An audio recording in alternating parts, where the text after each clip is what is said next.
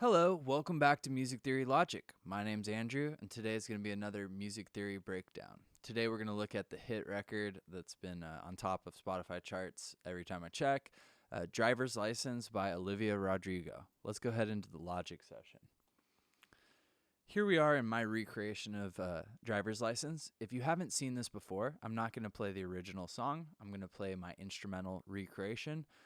The mix might not seem exactly like the song, but the goal is to get all the notes right so that I can show you the different parts, explain fundamentally the music theory principles the song uses, like the scale and the chords in the song. So without further ado, here is my instrumental rendition of Driver's License.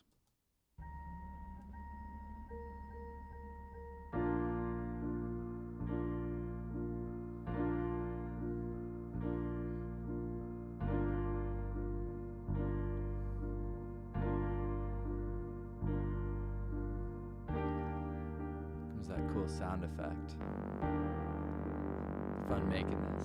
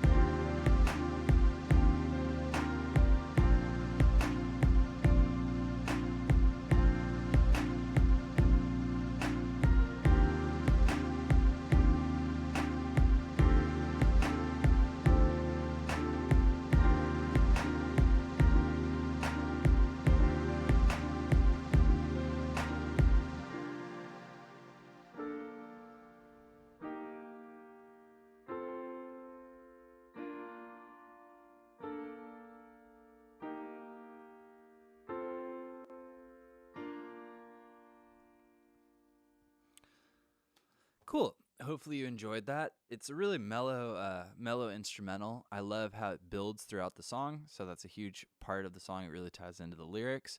So if you're not familiar with the original, you should go check out the original and how the vocals really go along with the production of the track.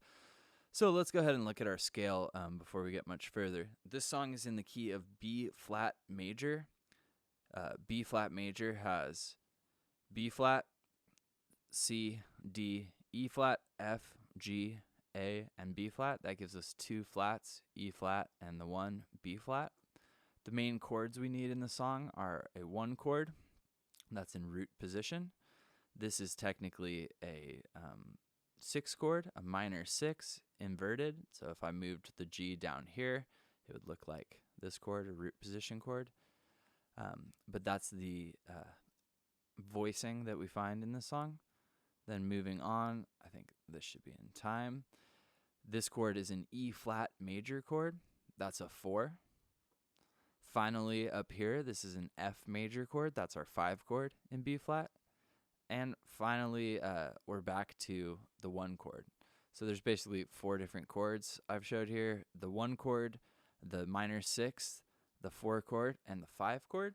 If you've watched some of these other videos or you're familiar with music theory enough to understand like a 1-6-4-5 or a 1-5-6-4 are most common chord progressions in popular music, you're probably familiar with those. The 4 most common chords in any chord progression are going to be the main chord, the tonic, which in this case is the B flat, the 5 chord, which is in this case is an F major chord, the minor 6, this is a G minor, and then finally the major 4 in this chord progression, that's our E flat major chord. Cool.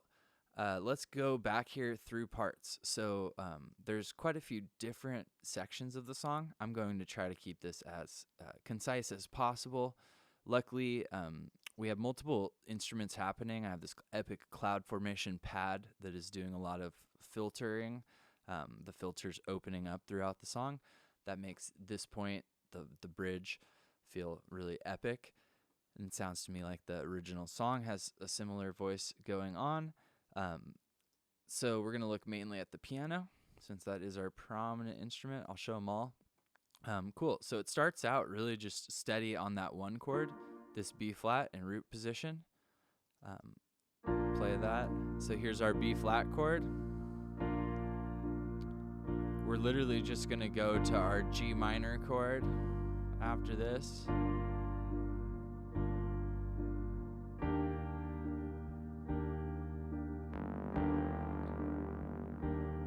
And then back to our 1 chord. Basically all repeats. Cool, so that covers the intro. Now, one really interesting thing about this song that kind of stumped me a little bit when I was charting it out was that these intro chord progressions are actually on a 7 measure cycle. Now, part of the reason that works is it's very steady. We have just steady quarter notes. Another reason it works is we're not using a bunch of different notes and crazy stuff happening. We only have 2 chords. But the fact that the pattern repeats on a 7 is just really, really unusual. So it makes for this song feeling even more unique.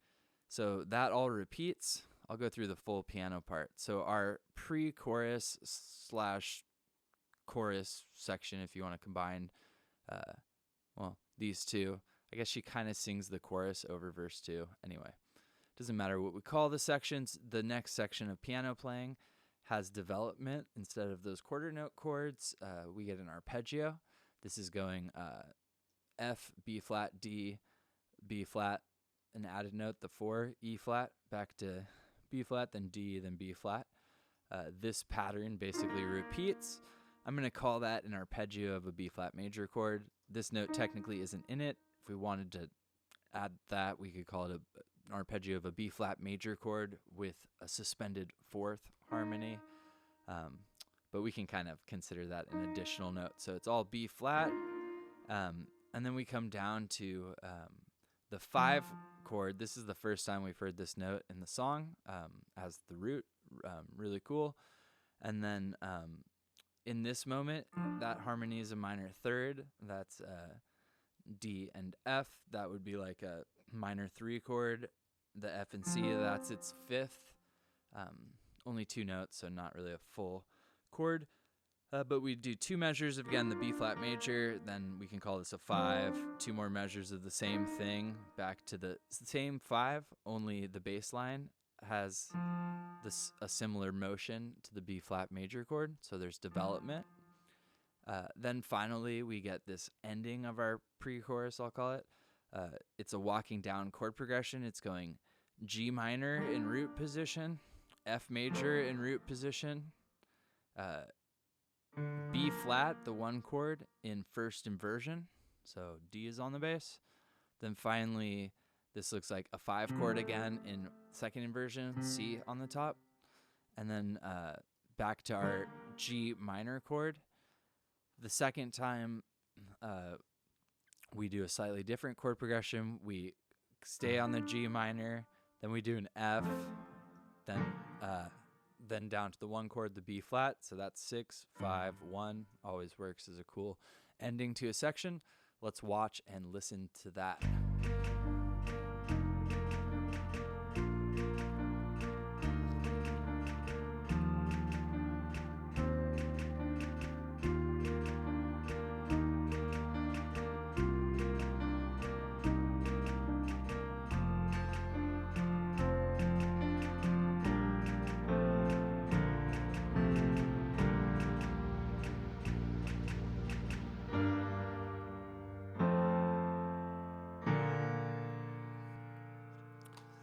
Cool.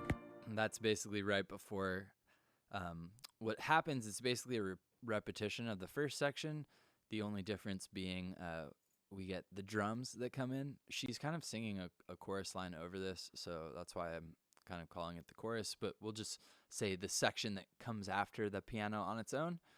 We get the kick drum that enters. The chords go back to the quarter note feel.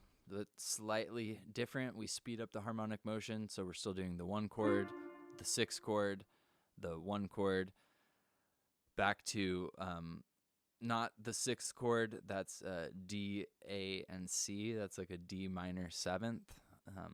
That's what I would call that harmony. So a 1, a 6, a minor 6, a 1, a minor 3rd, a 7th chord. And then we go back to our B flat major, the 1 chord, back to the 6, and back to the 1. Again, this is 7 measures long. Very strange, but that's how it happens. After that section, we basically go back to a slightly smaller version of the piano harmony, same root notes that are going on. This is that same exact, basically fundamentally the exact same section to this. The difference is that instead of going through that 6-5-1 chord progression right here, she holds the B flat major chord. Cool. I'll just keep going. We get into our bridge section. Our harmony, the main harmony, really changes quite a bit. We get a lot of stacked notes there, so this will be interesting what we want to call this.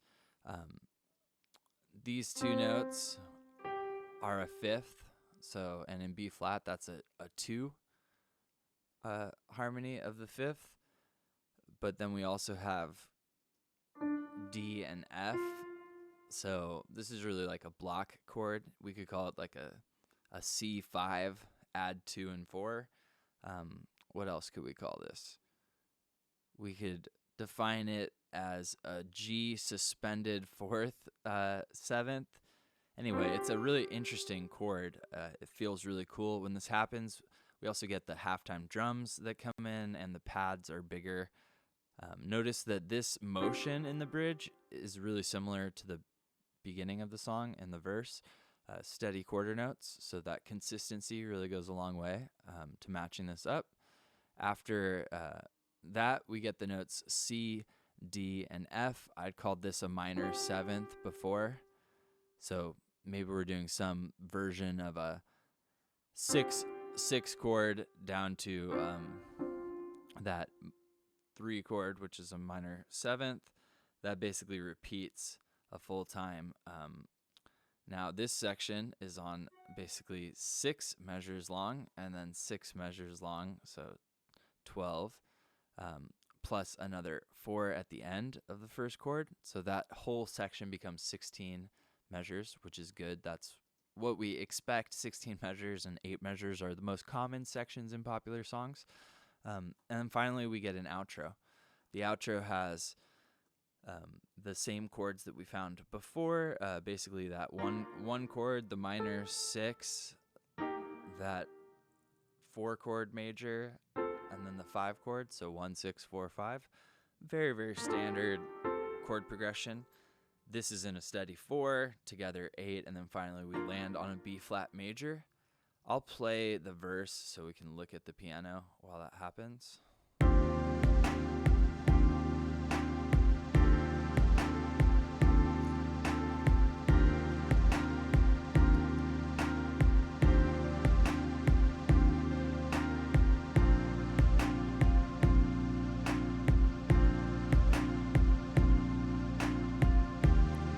Cool. In the interest of time, that section repeats. Then we get our outro, which we heard on its own. Cool. Let's look at the other piano that's happening. So first of all, it's mainly doing a double. And then when we come up to this channel, we're doing basically a melody or a supporting section, since the vocal really carries the melody in the song. We're going D to B flat, 3 1 3 1 3 3 1 4 3 1 2. That melody really reminds me of a lot of different like nursery rhymes. Let's play that and watch it.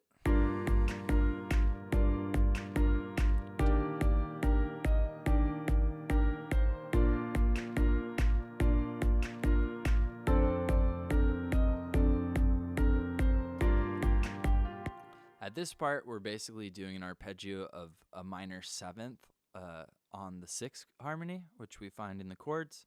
Pretty cool. So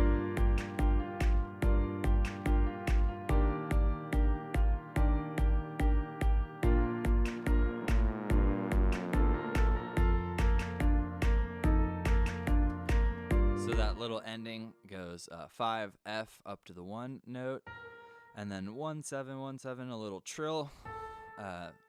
Sort of reminds us of classical music. Then we get the 7th note held out down to the 5. So this is basically, we could call all of this a fancy version of our 5 chord. Then that basically repeats once, just like that. Then during the bridge, we get that climbing melody that's happening, which is basically starting at G and going up using our note. So it's on the 6th, the relative minor. So we could call this harmony really some sort of G minor.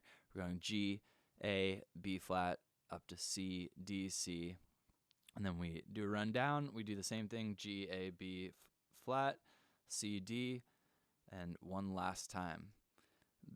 This, on top of the piano chords that I showed you before, really helps to give the song some melody, some drive. It makes those repeating quarter notes less monotonous. Here we go. Let's make sure we can see it all.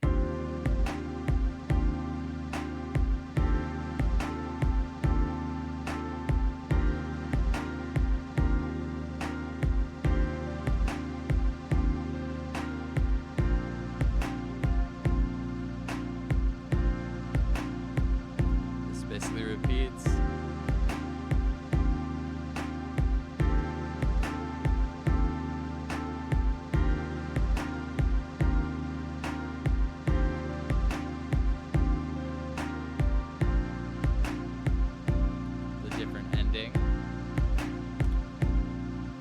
Cool. Really goes a long way. When you listen to that song, you're going to notice that the vocal is like really up front, as it is in most popular songs with vocals in them. A lot of these parts that sound louder here is because you're not hearing the vocal, but perhaps when you go back and listen to Driver's License, you'll actually notice the little piano melodies that go a really long way. Cool. Let's talk about the drums. Pretty simple there. We start out with this clap pattern. It's happening. Basically using an 8th note, then 2 16th notes, and then the second 8th, and this whole pattern repeats. I guess we get an extra, so this whole pattern repeats.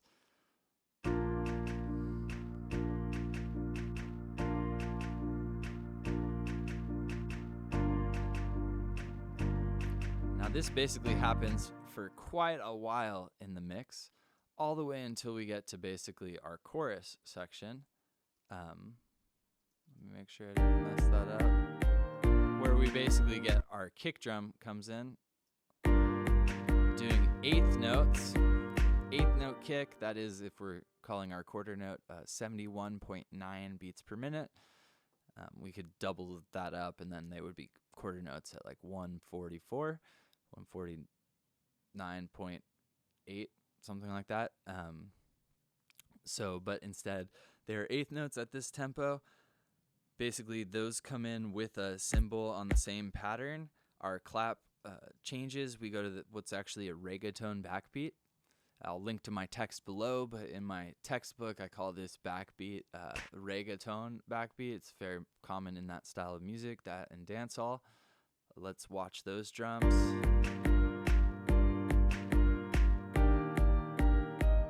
It only happens every other time.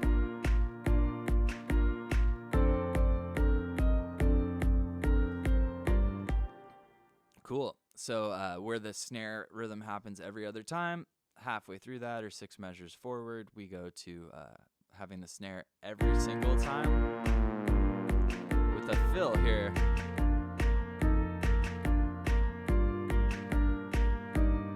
So this instrument, the drums right here, is a great example of what I was talking about. The song starts out small, and the entire time it's building to get bigger.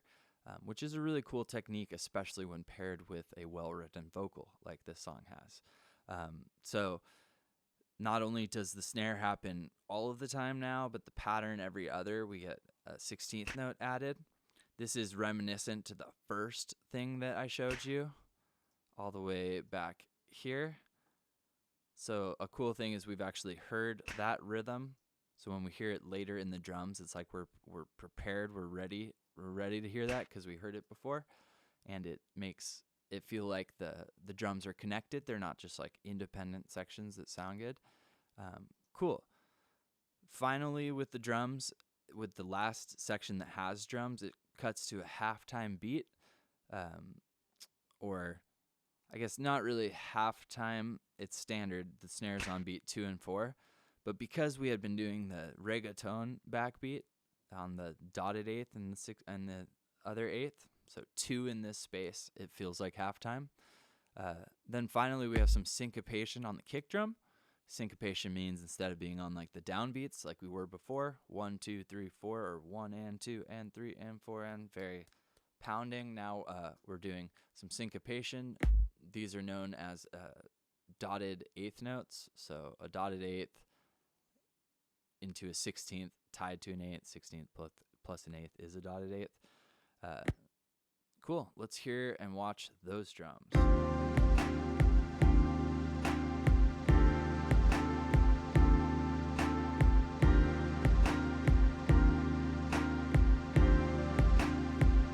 We add a cymbal here. Really subtle. Cool. That kick pattern, this is repeating. That goes a long way to make this feel, I don't know, the instrumental in this section almost feels like some sort of meditation. It's very calm and soothing. Cool. We have talked about basically every instrument. We haven't talked about the pad or the bass line. Now, the pad, note-wise, is really doubling up what's happening on the piano. The bread and butter of this is with the filtering that I'm automating. So with the EQ, I'm automating where this line falls, essentially, and that is the blue line you're looking at in automation. So the filter starts out, we can barely notice that there's a pad. Right here, it really opens up.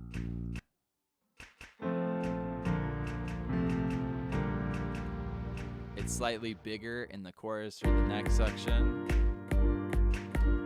Then in our bridge or our third section, it's the biggest of all,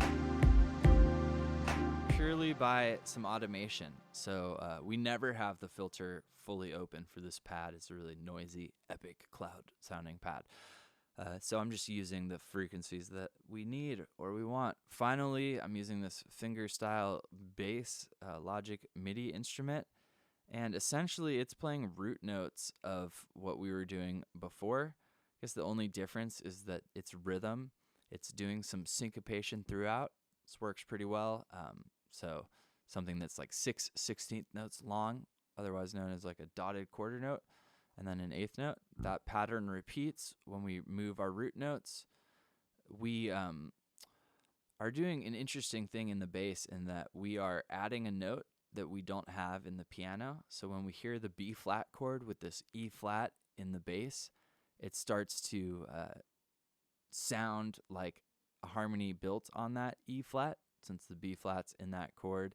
The D is a major 7, and the F would be like a ninth harmony. So this really feels cool when it happens in the song.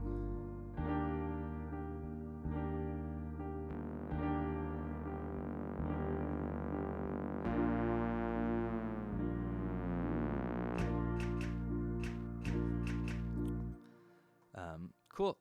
Then our bass player is basically repeating that pattern for the second time. So B flat down to G, up to E flat, back to B flat, using the same rhythm the entire time of the song. That really, we would call that in music theory like a rhythmic motif. Having some sort of really small piece of information that happens throughout a song goes a long way to add consistency that our ears pick up on, or people that don't know all this stuff about music pick up on, which makes them understand a song faster. So hiding things in it that are consistent really helps a lot. The harmonic motion speeds up here. We go G down to F, up to B flat, up to D. This is kind of like a bass arpeggio.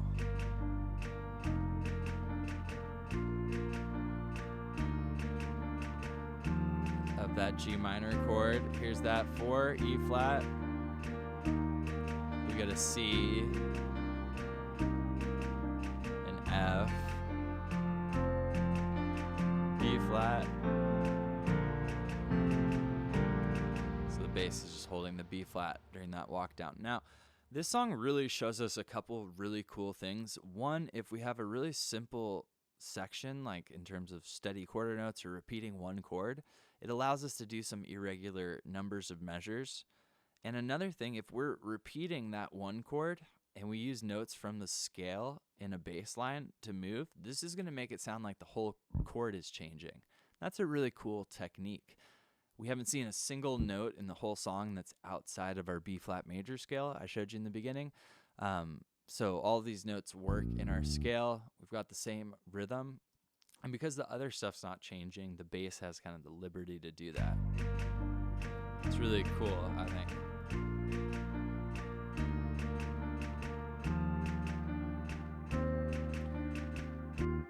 Nice. Moving along.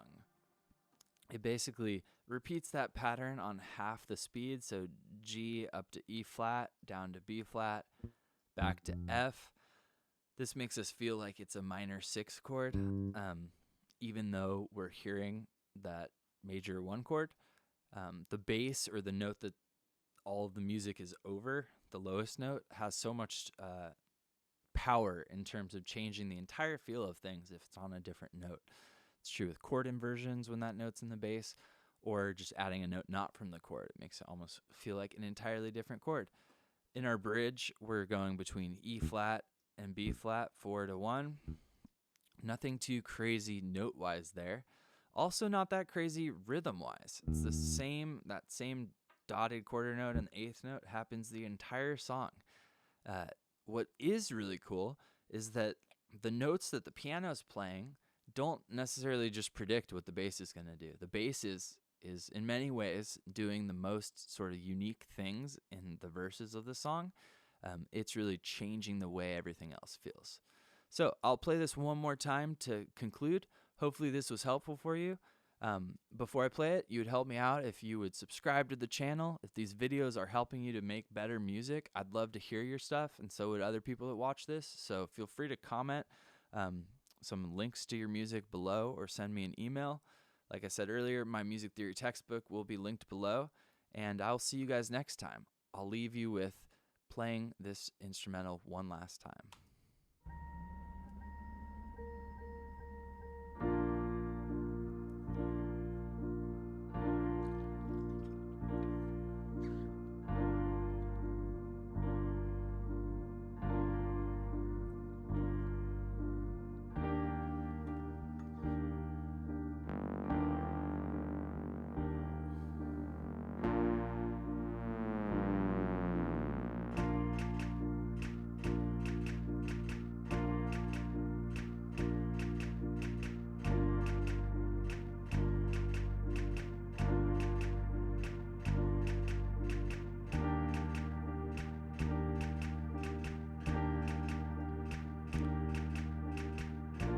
comes that cool bass stuff I was showing you.